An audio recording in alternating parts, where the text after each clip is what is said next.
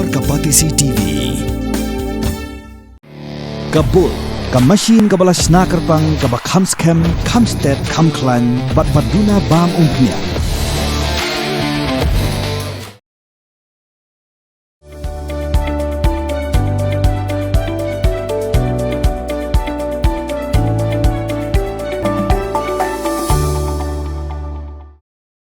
Ka jingkhang kerdep ka yo Khappud lani ka border Haat ka Ktah hadu kata ya ki Paidbah ki basyong basa ha ki sinong Khappud jong kathai mausunram.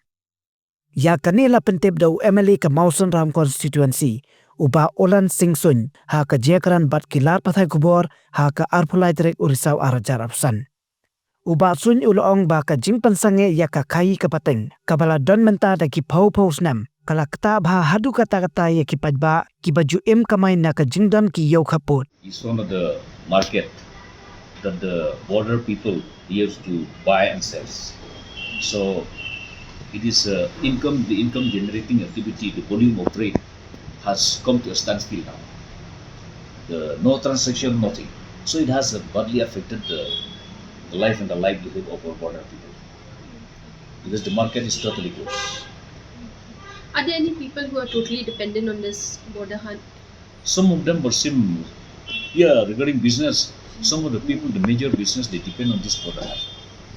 But once it's come to a close, we have to find some other alternative also. What are the source of livelihood that they normally turn to in this area? They have some agricultural farming. They go back to agricultural farming, which in fact, agricultural farming is just to sustain, but not to grow, not to prosper. If you want to prosper, you have to go take some other extra business activities also. Otherwise, people they just can't sustain. They can subsidize. Otherwise,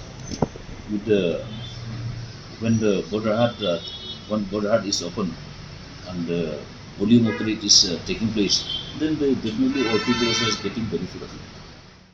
Pin reels pa ya kaktin la jong pin dan kam ya kabakan kiyo kaktin kasi kaktin la jong ai kan roy kan pa buon kia keren halor ka environment ka saudong sauput saukun ya ka badai ban penne pensa ya ka jingjangam haka kentin khasi niyo ya ka marian na ka marian niyo saka meirilung meirisan meirilang meiramo tin la jong tudayakan mau kendit ho kasi lapen ni da kapati CTV na ka benta ka jingmentoi upadba